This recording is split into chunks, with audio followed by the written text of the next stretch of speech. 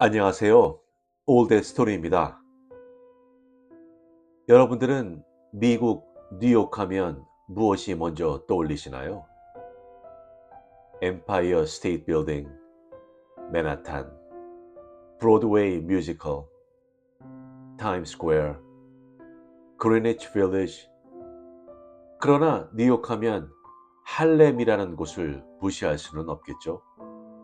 할렘, 1940년대 밤에 음악이 살아있고 공기가 비밀로 웅웅거리고 도시 곳곳에 이야기가 있는 세상.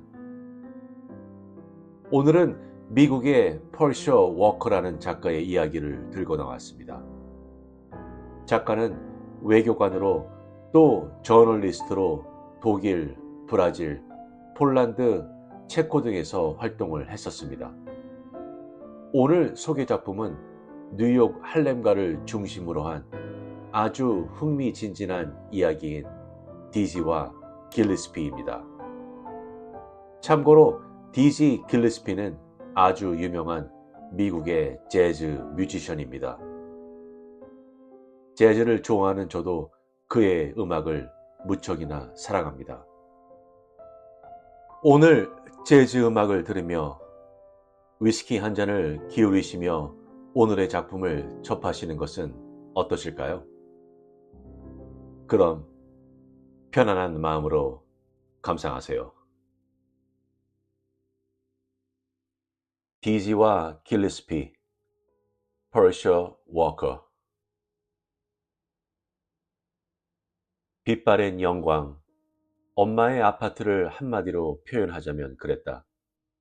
그것도 그나마 선심 쓰고 싶은 기분이 들 때였고 평소라면 다 쓰러져가는 집구석이라고 말할 터였다.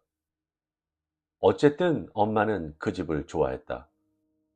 나무 몸통에서 뻗어나온 가지처럼 터널 같은 복도에서 돋아난 7개의 커다란 방과 높은 천장, 나무로 된 마룻바닥, 가정부용 방, 거실이라기보다 응접실이란 말이 더 어울리는 공간, 식당, 바닥에서 천정까지 닿을 정도로 높은 창문을 사랑했다. 듣기에는 꽤 웅장하게 들린다. 1910년에 지어진 엄마의 아파트는 당시에는 부자들을 위한 집이었다. 하지만 그때는 그때고 지금은 낡아도 너무 낡았다. 집안 구석구석에서 애처로움과 실망감이 물씬 풍겼다. 흰 곰팡이와 먼지, 오래된 성면, 언제 죽었는지 모를 벌레들의 시체 냄새가 진동했다. 높은 천장에서는 오수가 새고 기다란 벽은 휘었으며 바닥은 나무 파편들이 삐져나와 위험했다. 물론 엄마도 이 수많은 문제들을 보지 못했을 리 없다. 하지만 전혀 개의치 않았다.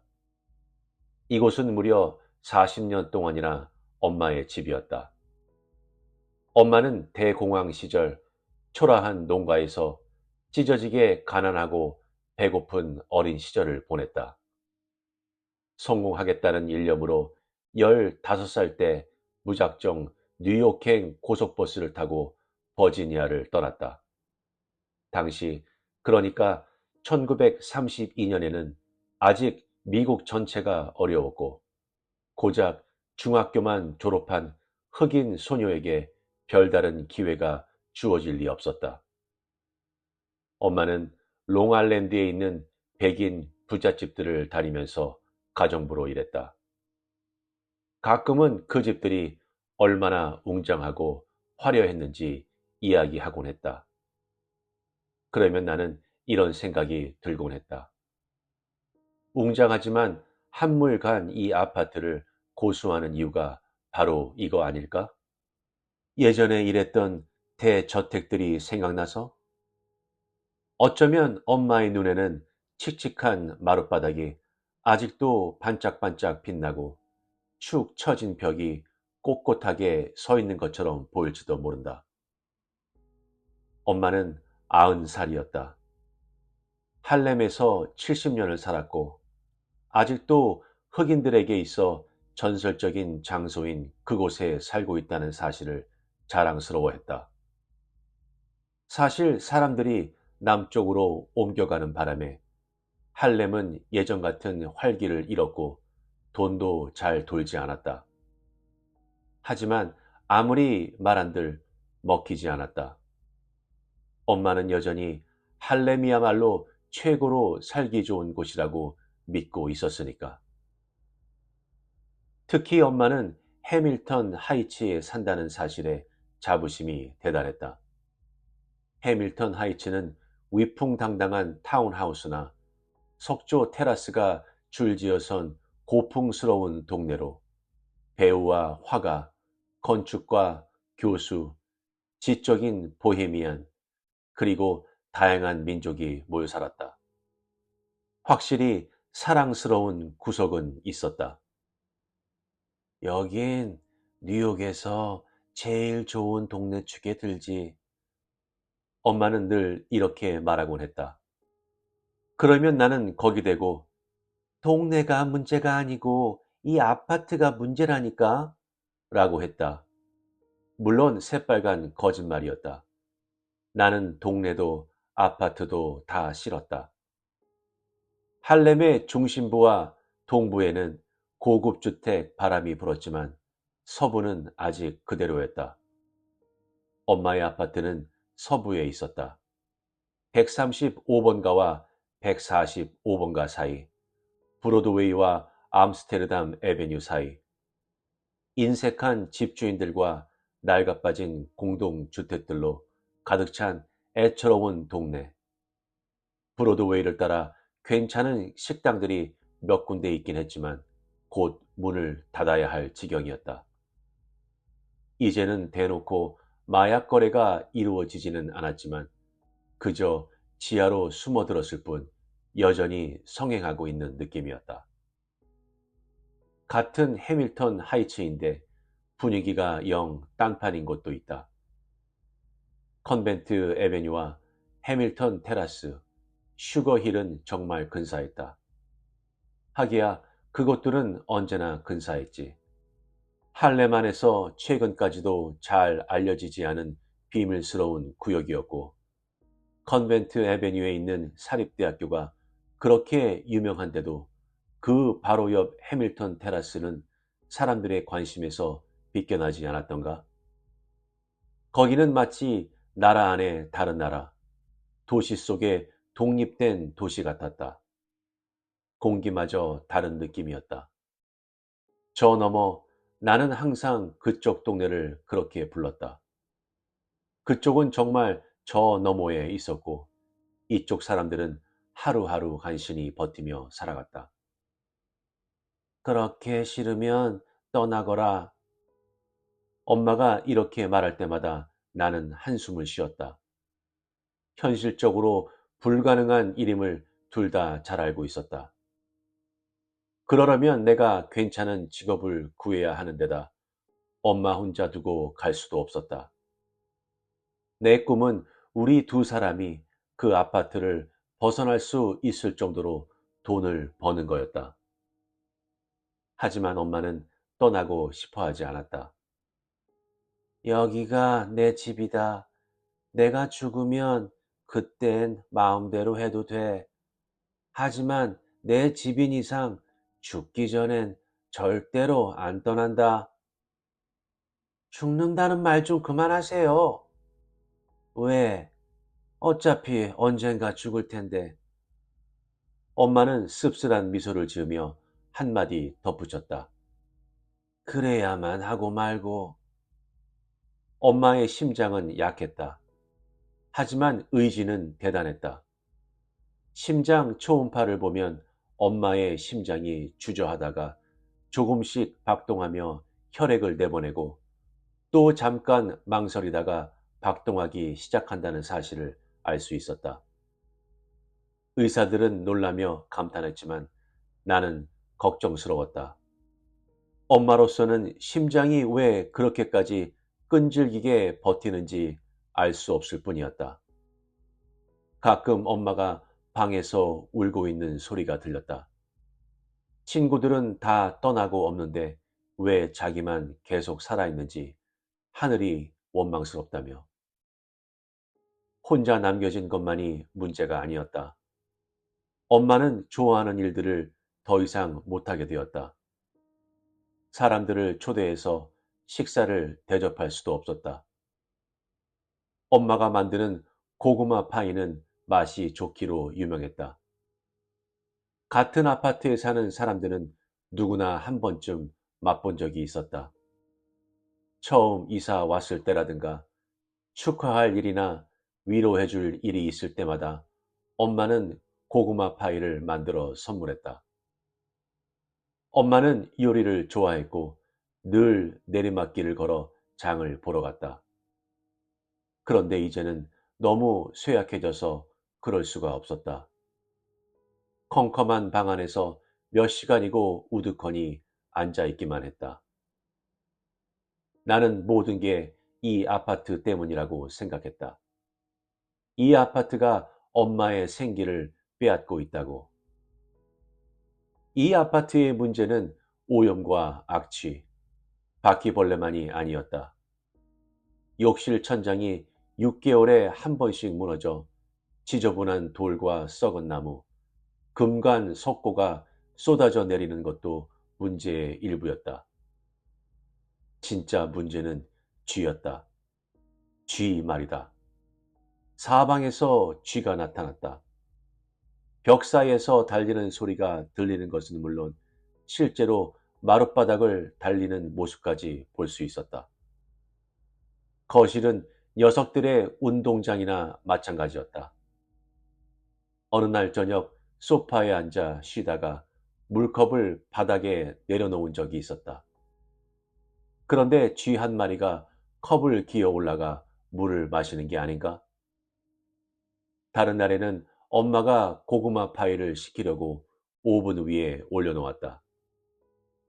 싱크대에서 주걱을 씻고 돌아서는 순간 엄마는 쥐 한 마리가 파이를 향해 일직선으로 달려가는 모습을 보고 말았다. 맙소사, 쥐가 전력 질주하는 모습이라니.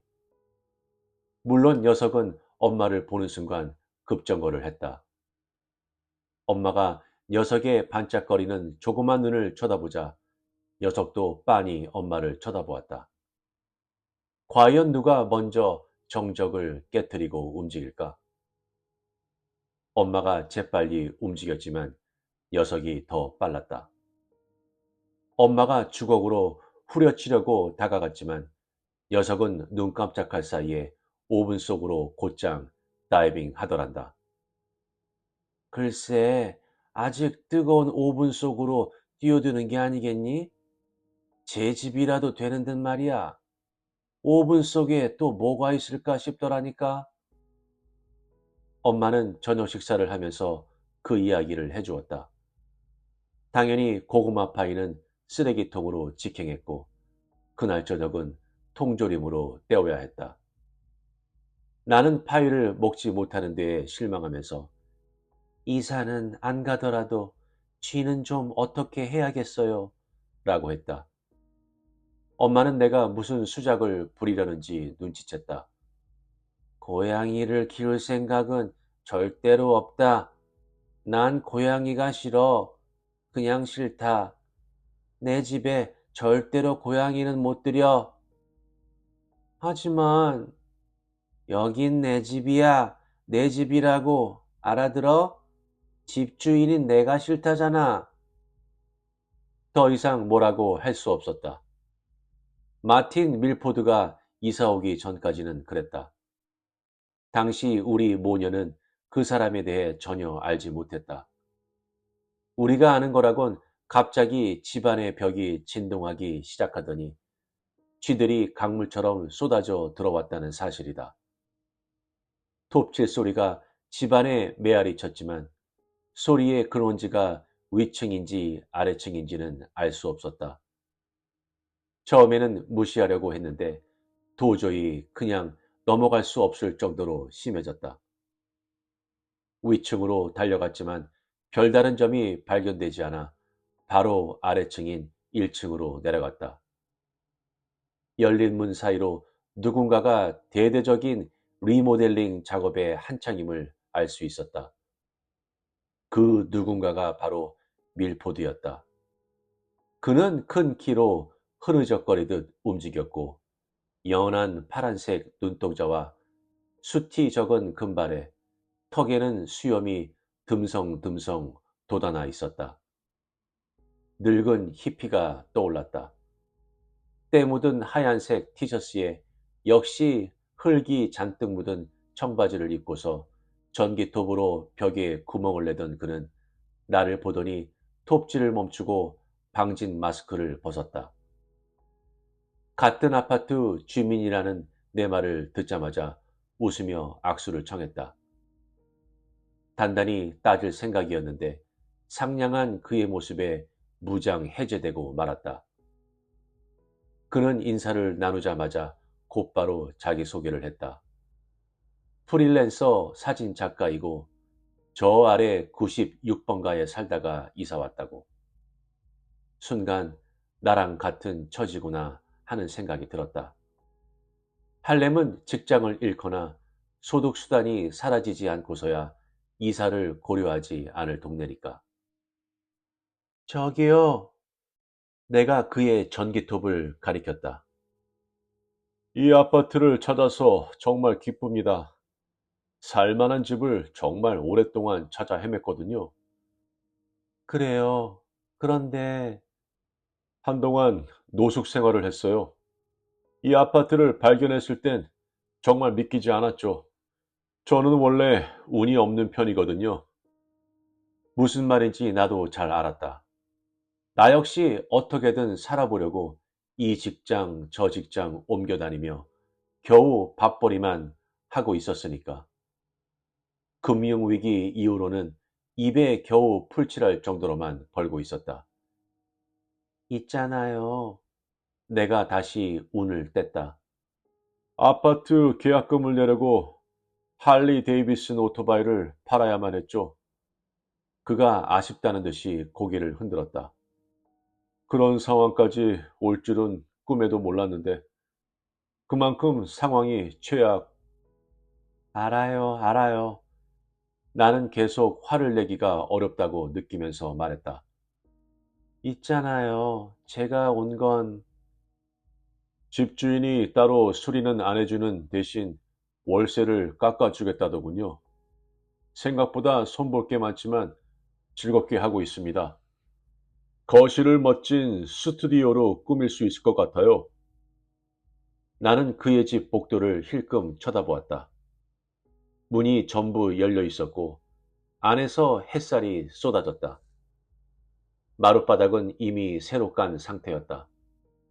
새 마룻바닥이 늦은 오후의 햇살에 환하게 빛났다. 꽤 솜씨가 좋다는 사실을 인정하지 않을 수 없었다. 우리 집도 저렇게 고치고 싶었다. 나는 다시 그를 쳐다봤다.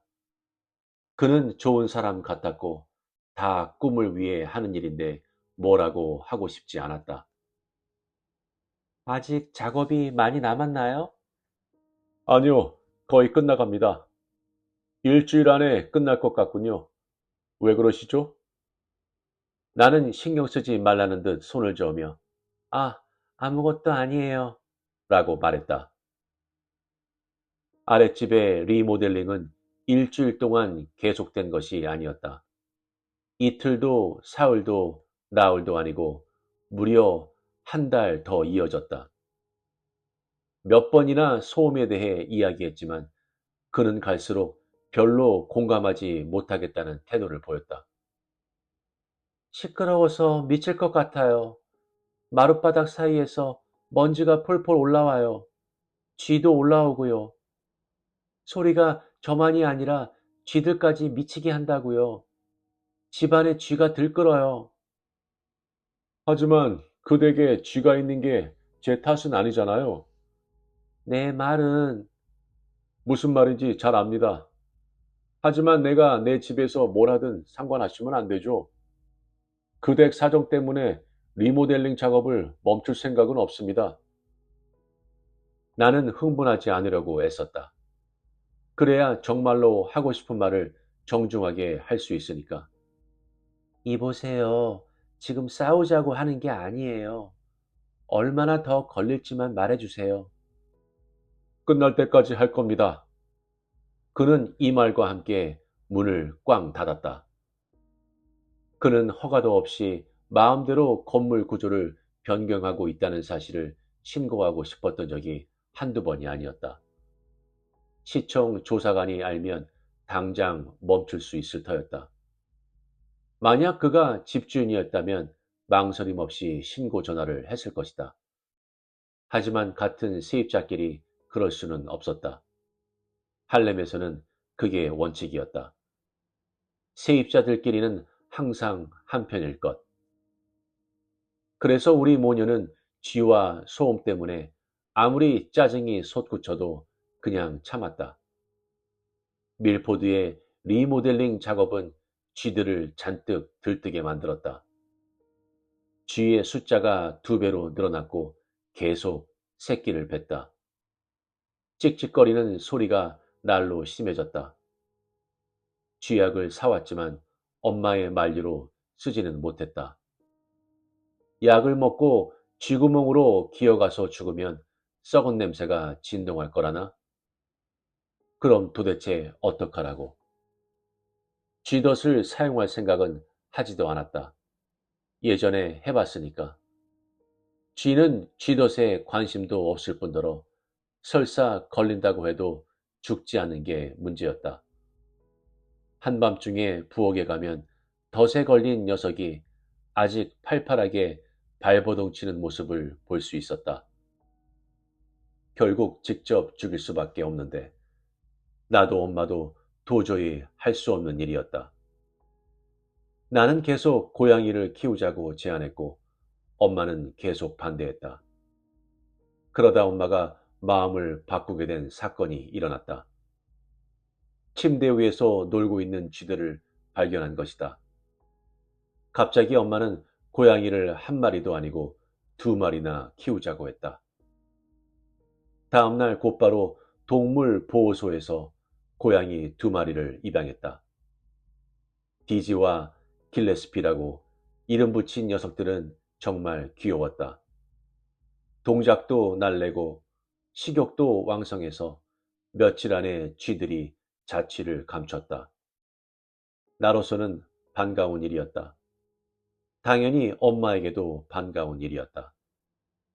하지만 아래층 밀포드에게는 아니었다. 며칠 후 누군가 문을 두드렸다. 매우 지쳐 보이는 얼굴의 밀포드였다. 무슨 일이세요? 내가 물었다. 그는 자기 집에 쥐가 나온다고 했다. 한두 마리도 아니고 때로 나온다고. 침실 옷장하고 부엌 찬장에도 들어가 있습니다. 며칠 전에는 욕조에 죽어 있더군요. 어제는 거실에서 사진 촬영을 하는데 쥐가 손님 발을 넘어갔어요. 손님은 바로 가버렸고 촬영비를 못 주겠답니다. 안타깝네요. 하지만 혹시 이유가 이 집에 있지 않을까 해서요. 갑자기 그의 시선이 아래로 향하더니 눈이 휘둥그레졌다. 그의 시선을 따라가 보니 디지와 길레스피가 내 발치에 서서 밀포드를 빤히 쳐다보며 경계하고 있었다. 고양이잖아. 네, 고양이죠. 치워 주셔야겠네요. 뭐라고요? 그러니까 저것들을 치워달라는 말입니다. 그런 말을 하다니 정말 뻔뻔했다. 아니요. 그럴 일은 없어요. 우리 엄마 고양이고 계속 데리고 있을 거예요. 디지와 길레스피는 정말로 엄마의 고양이가 되었다. 고양이를 키우자고 한 사람은 나인데 고양이들이 마음에 들어한 사람은 엄마였다. 엄마도 녀석들을 좋아했다. 1940년대에 유명한 재즈 트럼펫 연주자 디지 글래스피의 이름을 따서 디지와 길레스피라고 이름 붙인 사람도 엄마였다. 2마리 고양이가 밤에 바싹 다가가 안기는 사람도 바로 엄마였다. 고양이들은 엄마를 사랑했고 엄마도 고양이들을 사랑하는 게 분명했다. 엄마는 다시 부엌으로 갈 힘이 생겼다. 요리를 할 정도로 오래 서 있지는 못했지만 고양이들에게 먹이를 줄 만큼은 되었다.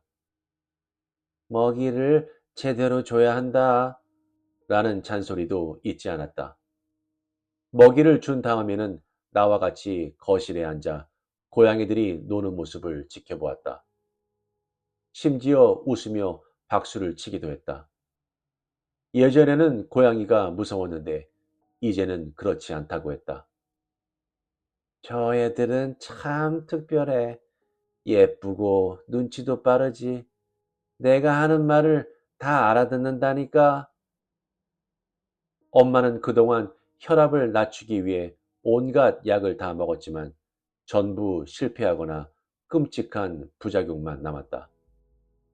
그런데 디지와 길레스피는 엄마의 혈압을 일주일 만에 정상치로 내려놓았다.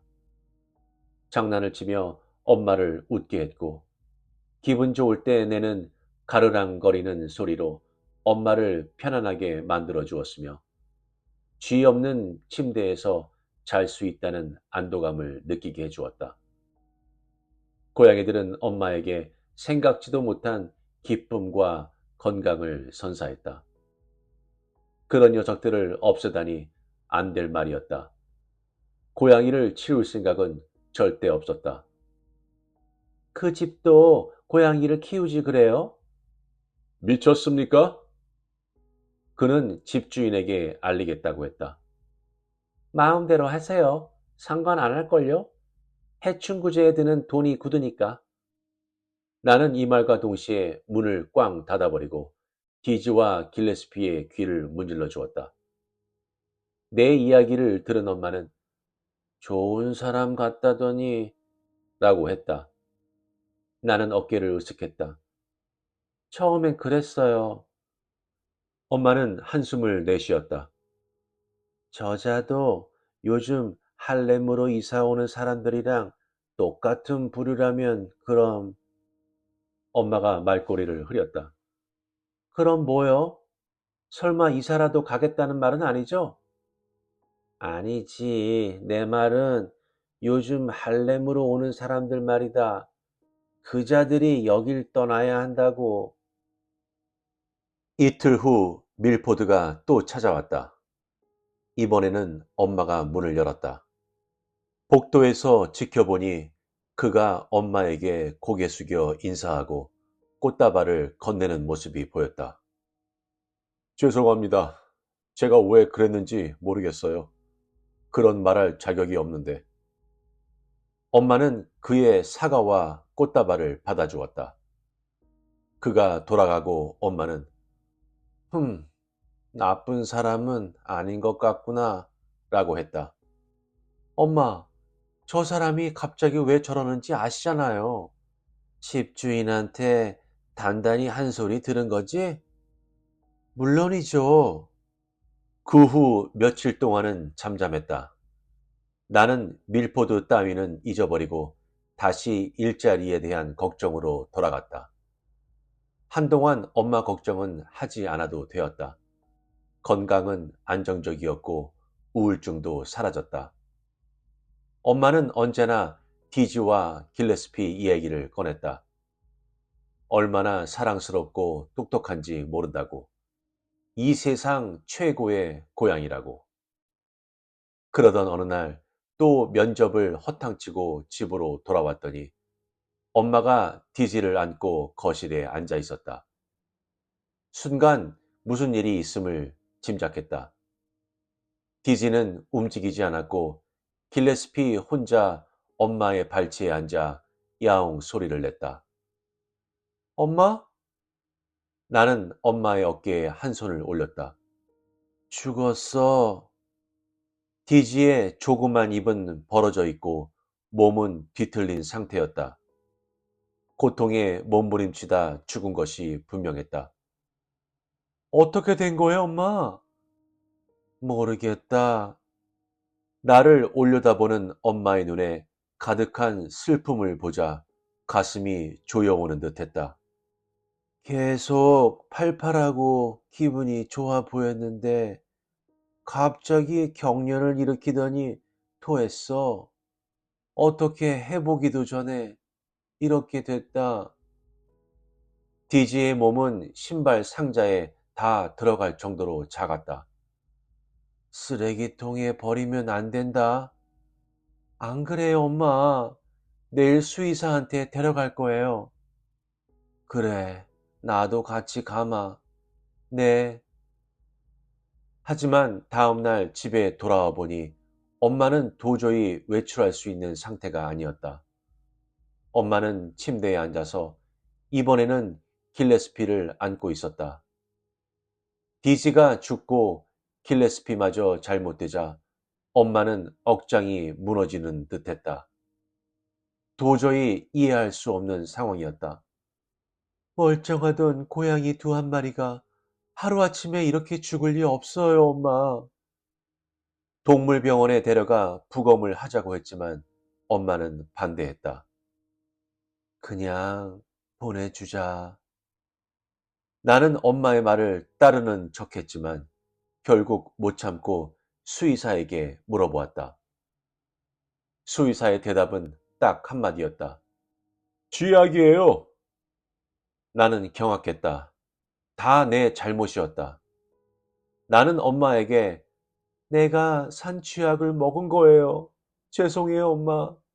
다 치워버린 줄 알았는데 아니었나 봐요. 라고 했다. 원망의 말이라도 듣고 싶었지만 엄마는 아무 말도 하지 않았다. 그저 슬픔에 잠겨 있을 뿐이었다. 엄마는 이틀 동안 다시 예전처럼 컴컴한 방에 우두커니 앉아 있었다. 이게 두 번째야. 다시는 이런 일이 없게 할 거야. 엄마는 그 말이 무슨 뜻인지 말해주지 않고 고양이에 관련된 물건을 다 치우라고만 했다. 그냥 두는 게 좋겠어요. 디지하고 길레스피는 없지만 고양이 냄새가 당분간 쥐를 쫓아줄 거예요. 하지만 엄마의 생각은 확고했다. 치워버려. 전부 다. 그리고 집안 구석구석 깨끗하게 닦아. 나는 엄마가 시키는 대로 했다. 며칠 만에 쥐가 다시 나타났다. 엄마의 우울증도 깊어지고 혈압도 치솟았다. 의사는 걱정스러운 기색으로 말했다. 뭔가 조치를 취하지 않으면 그 다음 말은 굳이 듣지 않아도 알 수 있었다. 머지않아 그렇게 될 겁니다. 고양이를 새로 들이자고 엄마를 설득했지만 소용없었다. 싫다. 다시는 안 키울 거야. 어떻게 해야 좋을지 알 수 없었다. 나는 엄마를 꼭 껴안았다. 괜찮을 거예요, 엄마. 괜찮을 거야. 우리는 몇 초 동안 엄마의 방에 앉아서 가만히 껴안고 있었다. 그때 갑자기 엄마가 무슨 말을 했다. 뭐라고요? 다 내 잘못이야. 나 때문에 죽은 거야. 엄마는 거친 목소리로 속삭였다. 엄마, 뭐라고요? 내가 그랬어. 나는 고개를 저었다. 엄마, 무슨 말인지 모르겠어요. 엄마는 대답하지 않았다. 하지만 무슨 말인지 서서히 이해되기 시작했다. 나는 충격으로 입을 막았다. 엄마가 디지와 길레스피를 죽인 것이다. 믿을 수 없었다. 믿고 싶지 않았다. 엄마의 눈에는 슬픔뿐 아니라 죄책감이 서려 있었다. 엄마가? 엄마가 그랬다고요? 도대체 왜? 고양이들 예뻐하셨잖아요, 엄마. 도대체 왜? 모르겠다. 엄마는 고개를 저었다. 왜 그랬는지 모르겠어. 난 그냥... 엄마가 애원하는 듯한 눈빛으로 나를 쳐다보았다. 난 그냥 좋은 이웃이 되고 싶었을 뿐이야. 엄마, 그게 무슨 말이에요? 하지만 엄마는 뭐라고 대답하지 못했다. 엄마는 자기만의 세계로 들어가 버렸다. 엄마! 엄마는 고개를 돌리고 자신의 손을 꽉 움켜쥐었다. 다시, 다시 살릴 수는 없겠지. 하지만 고쳐놓을 거야. 바로 잡을 거야.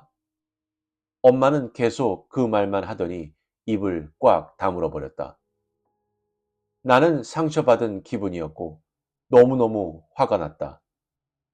어떻게 그런 짓을 할 수 있지? 아무 잘못도 없는 고양이를 죽이다니. 그것도 아꼈던 고양이들을. 그리고 도대체 뭘 바로 잡는다는 거지? 도저히 엄마와 같이 있을 기분이 아니었다. 외투와 가방을 챙겨서 서둘러 복도를 지나 밖으로 나갔다. 앞으로 대체 어떻게 살아야 할지 생각하면서 몇 시간이나 걸렸다. 그날 밤은 집에 들어가지 않고 친구 집에서 잤다. 화를 삼키려고 엄마를 이해해 보려고 노력하면서 그 아파트를 나가고 싶은 생각이 간절했지만 이럴 수도 저럴 수도 없었다. 혼자 아파트를 구할 능력은 안 되고 엄마도 나 없이 혼자 생활할 수 없으니까 엄마와 나는 악취와 곰팡이, 쥐가 그득한 그 아파트에서 영원히 벗어나지 못하겠지. 하지만 조금 진정하고 보니 이런 생각도 들었다. 성인인 내가 가출 생각만 하고 있다니 얼마나 정신 나간 일인가. 여러 생각으로 밤을 꼬박 새웠더니 아침이 되자 기진맥진했다. 나는 결국 마음을 굳혔다. 무슨 일이 있어도 엄마는 내 엄마이고 나는 엄마를 사랑한다고. 엄마가 그 아파트에서 지내는 한 나도 그러겠다고. 지하철역에서 나와 오르막길을 오르다 보니 저 멀리 경찰차와 앰뷸런스가 서 있고 사람들이 우리 건물에 몰려 있었다. 순간 엄마 때문이라는 직감이 들었다. 분명 넘어지거나 무슨 사고를 당한 게 분명했다. 옆에서 도와줄 내가 없으니 일이 생긴 것이다. 집까지 수십 미터를 달려갔다. 경찰이 현관을 꽉꽉 채운 주민들에게 다들 집으로 돌아가라고 말하고 있는 중이었다. 지나가게 해주세요. 제가 딸이에요. 딸이라고요. 내가 소리쳤다. 경찰이 의아하게 쳐다보면서 몇 호인지 물었다. 24호예요. 번지수가 다른데요? 경찰은 엄지로 어깨 뒤를 가리켰다. 내가 그렇게 공포에 질려 허둥거리지 않았다면 처음부터 보였을 모습이었다. 활짝 열린 밀포드 내 현관문에서 구조대원이 나오면서 고무장갑을 벗었다. 그가 경찰에게 뭐라고 말했지만 입술 모양을 읽을 수가 없었다. 하지만 얼굴 표정만으로도 느낌이 왔다. 무슨 일이죠? 내가 경찰에게 물었다. 저 사람 아십니까? 그렇다고 할 수 있죠. 이웃이에요. 열린 문을 다시 쳐다보니 시신 운반용 부대가 들것에 실려 나오고 있었다. 믿을 수가 없었다. 밀포드가 죽었다고? 어떻게 된 거죠? 내가 다시 물었다. 아직은 모릅니다. 이름하고 호수를 알려주시죠. 이웃들한테 물어봐야 할 게 있으면 연락드리겠습니다. 네, 그럴게요. 나는 경찰에게 이름과 호수를 알려주고 덧붙였다. 전 이만 올라가 봐야겠네요. 엄마가 2층에 계셔서요. 나이도 많고 몸도 불편하셔서 제가 꼭 필요하거든요. 그럼. 네, 가보세요. 곧장 올라가시고요. 네. 나중에 생각해보니 집으로 들어가자마자 기이한 공허함을 느꼈던 기억이 난다. 집에는 적막이 가득했다.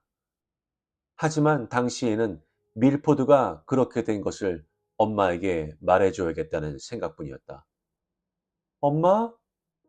아무런 대답이 없었다. 엄마, 저 왔어요. 역시나 대답이 없었다.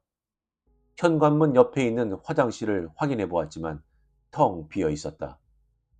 엄마를 부르며 복도로 달려갔다. 엄마의 방문은 열려 있었지만 거기에 엄마는 없었다. 부엌도 마찬가지였다. 엄마는 거실 흔들 의자에 앉아 있었다. 두 눈은 잠든 것처럼 감겨 있고 얼굴을 가슴 쪽으로 살짝 숙인 상태였다. 축 늘어진 손에는 사진이 한 장 있었다. 엄마! 대답이 없었다. 엄마! 엄마! 그날 밤 앰뷸런스가 와서 엄마의 시신을 실어간 후 나는 소파에 주저앉았다. 생각도 할 수 없고 울 수도 없었다. 엄마가 홀로 죽어갔다는 생각만이 머릿속을 가득 메웠다. 그동안 엄마를 위해 노력했고 항상 옆에서 보살펴 주겠다고 약속했으며 결국 엄마를 혼자 죽게 내버려 뒀다. 엄마가 쥐고 있던 사진이 자꾸만 떠올랐다. 엄마가 흔들 의자에 앉아 통통한 디지와 길레스피를 양쪽에 하나씩 끼고 웃고 있는 사진. 그동안 엄마 사진과 고양이 사진은 몇 번 찍었지만 그렇게 함께 있는 사진은 찍어준 적이 없었다. 나는 지친 몸을 이끌고 침대로 갔다. 눈을 감았지만 잠이 오지 않았다. 1시간 정도 뒤에 결국 침대에서 일어나 엄마의 방으로 갔다. 문은 닫혀 있었다. 잠시 심호흡을 하고 손잡이를 돌려 안으로 들어갔다. 내가 뭘 예상했고 뭘 두려워했건 그런 일은 일어나지 않았다. 나는 산산이 부서지지도 눈물 한 방울도 흘리지도 않았다. 그러기에는 너무 긴장 상태였거나 어쩌면 진실을 인정하기가 두려웠는지도 몰랐다. 화장대에는 엄마의 약병이 작은 병정들처럼 나란히 열을 맞춰서 있었다. 수면제만 빼고는. 나는 하나하나 모조리 확인해 보았다. 어디 있지? 분명 어딘가 있을 거야. 며칠 전에 처방을 받아왔으니까. 하지만 수면제는 보이지 않았다. 그때 알았다.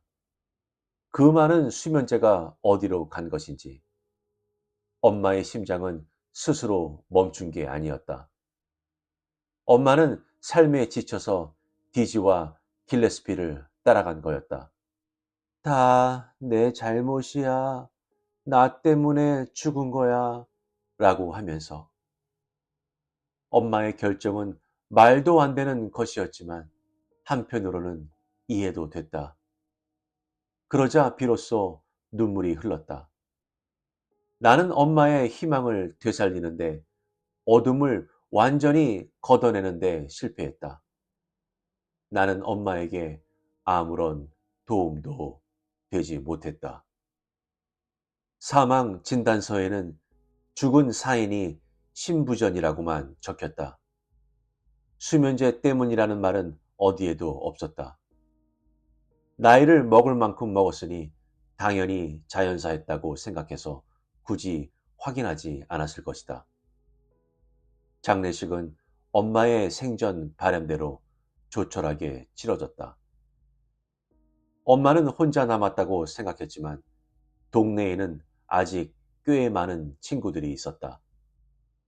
엄마만큼이나 노쇠한 사람들이 다들 장례식에 와주었다. 모두 따뜻한 사람들이었다.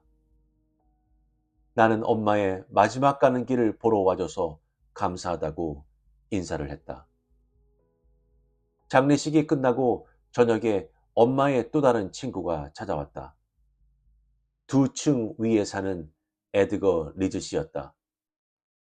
리즈 씨는 80대였지만 아직 정정해서 자주 돌아다녔다. 그리고 아마도 엄마를 남몰래 좋아했던 것 같다. 이거 돌려주려고. 그가 내민 것은 엄마의 파이 접시였다. 아, 감사해요. 그런데 엄마가 언제 파이를... 며칠 전에 뭘 좀 사다 달라고 부탁하기에 파이 만들어주면서 들어주겠다고 했거든.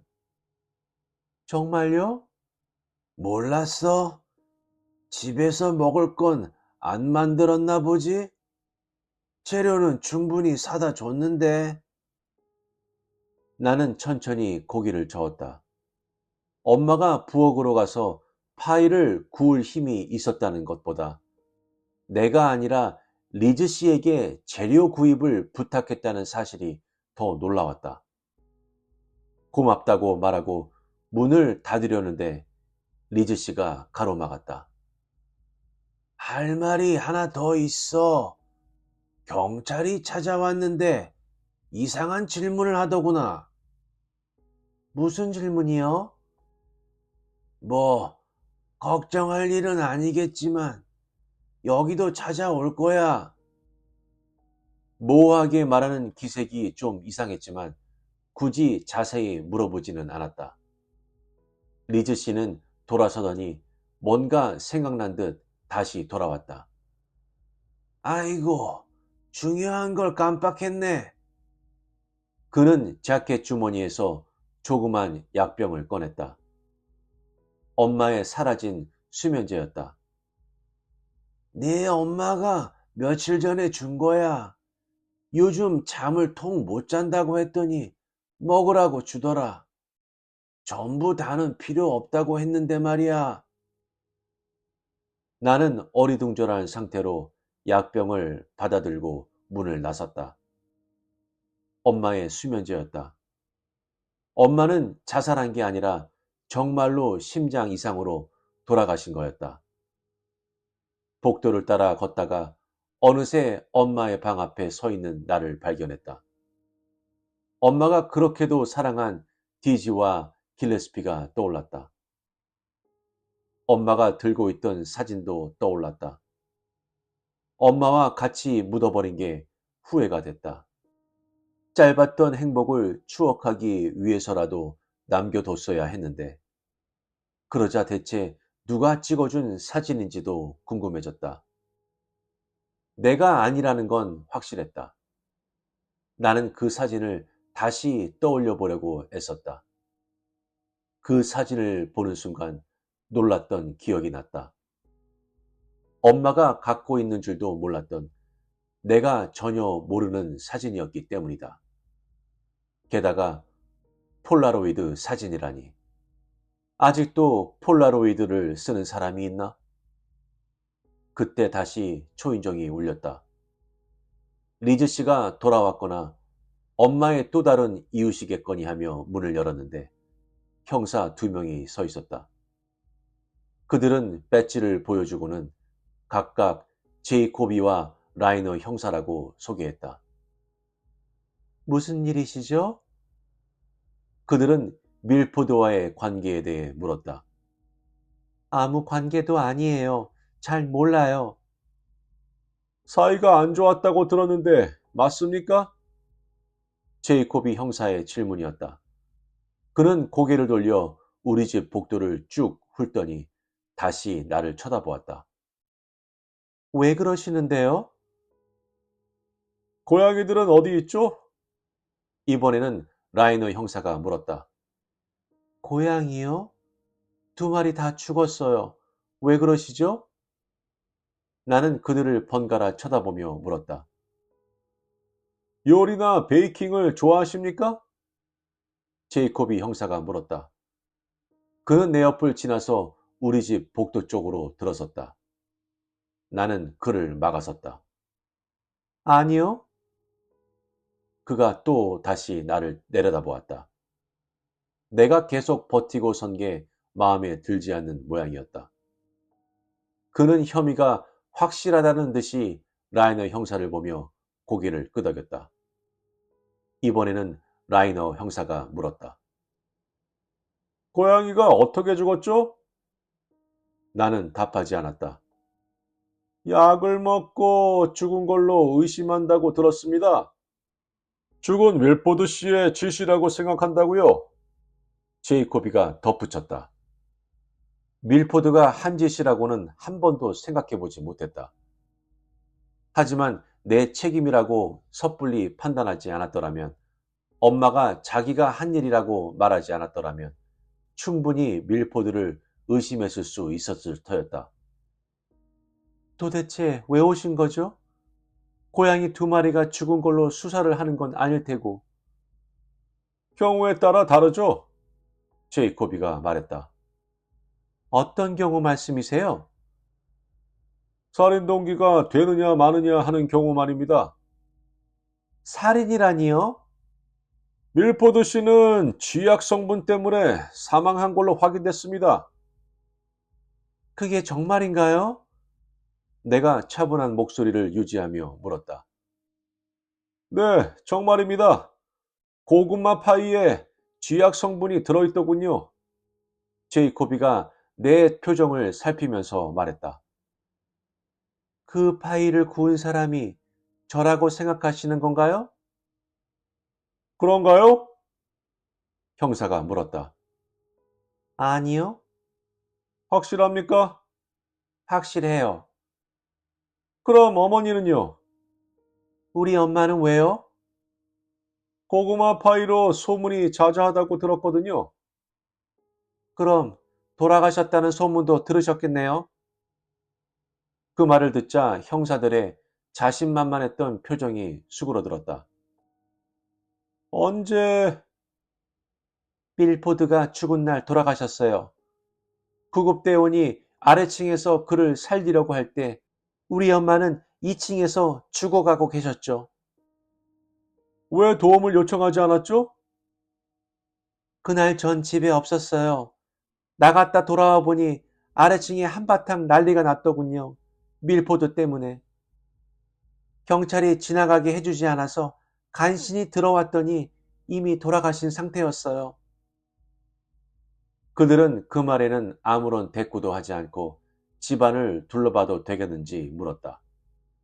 안 된다고 했더니 다시 찾아올 거라고 경고했다. 상관없었다. 밀포드의 죽음이 나와는 아무런 상관도 없다는 건 명백한 사실 아닌가? 나는 다시 엄마의 방으로 갔다. 그 사진이 신경 쓰였던 이유가 하나 더 있었다. 바로 오른쪽 하단 귀퉁이에 찍힌 날짜. 디지가 죽은 날이었다. 아직도 폴라로이드를 쓰는 사람이 있던가? 있다. 사진 작가들. 테스트 촬영용으로 쓴다. 밀포드가 이 집에 들어온 적이 있는 게 분명했다. 다 내 잘못이야. 나 때문에 죽은 거야. 라던 엄마의 말도 생각났다. 갑자기 속에서 날카로운 통증이 느껴졌다. 나는 어떻게 그렇게 잘못 짚었을까? 엄마가 고양이를 죽인 게 아니었다. 악마를 집안에 들인 것 뿐이었다.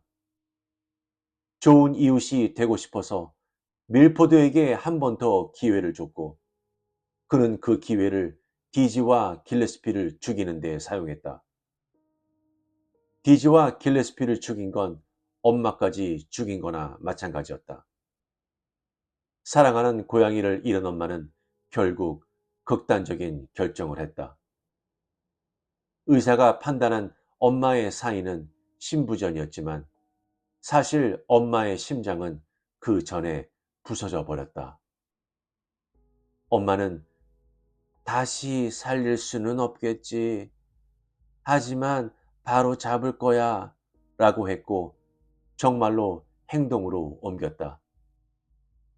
윌포드가 디지와 길레스피를 죽이지 않았다면 엄마는 아직 살아있었을 것이다. 그리고 밀포드 또한. 2달 후 나는 괜찮은 일자리를 구했고 4달이 지나자 그 아파트를 벗어날 수 있을 만한 돈이 모였다. 동네는 점점 바뀌고 있었다.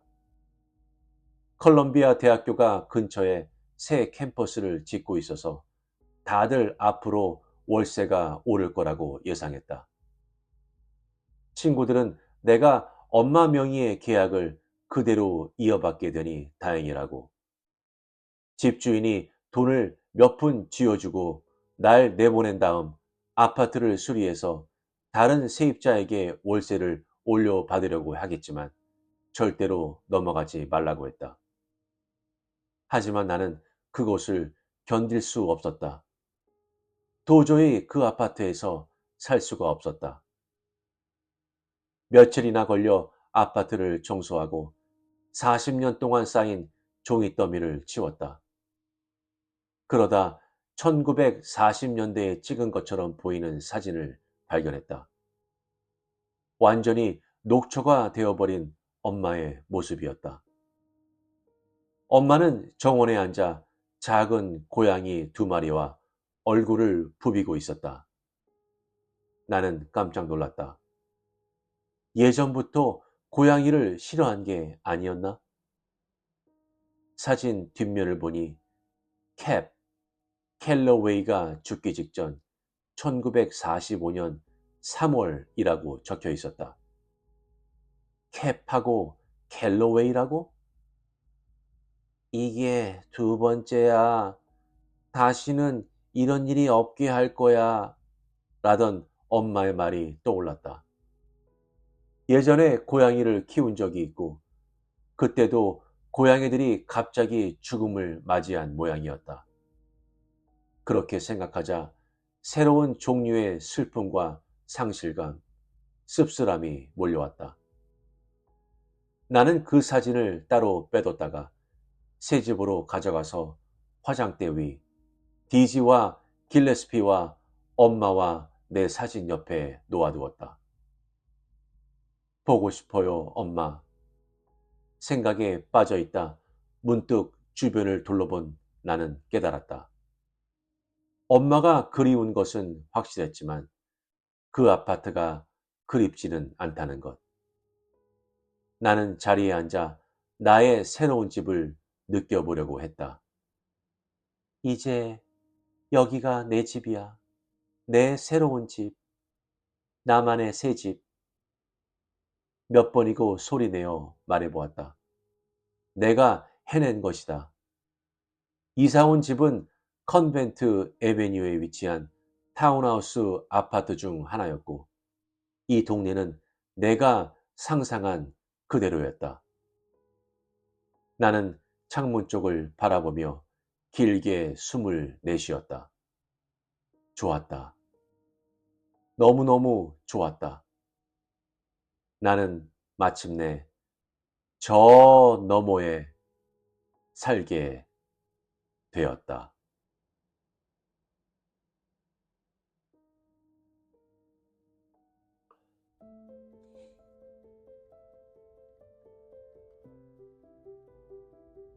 어떠셨나요? 제 생각에는 이 작품은 단순한 미스테리가 아닙니다.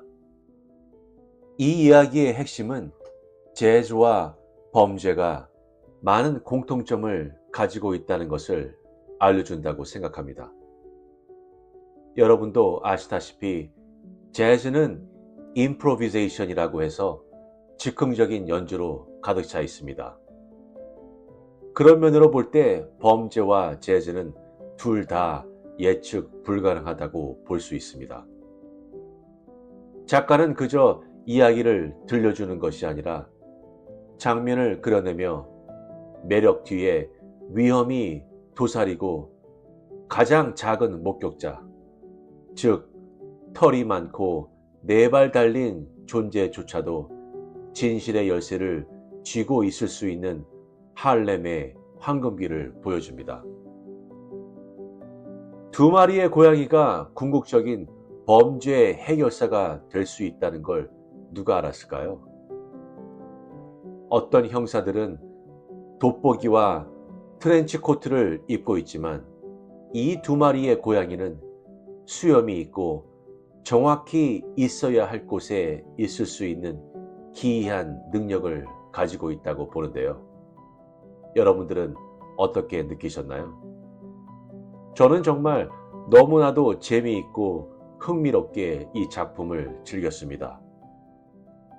저도 강아지를 무척이나 좋아합니다. 보호소에서 데려와 키운 지도 벌써 6년이 다 되어 가는데 사실 지금은 여러 가지 개인적인 사유로 떨어져 지내고 있는데 너무너무 보고 싶습니다. 그렇다면 여러분들은 키우시고 계시는 반려동물이 있으신가요? 있으시다면 어떤 면에서 사람에게 느끼지 못하는 더 놀라운 부분을 발견하신 적이 있으신가요? 알려주세요. 구독과 좋아요는 영상 제작에 많은 힘이 됩니다. 감사합니다.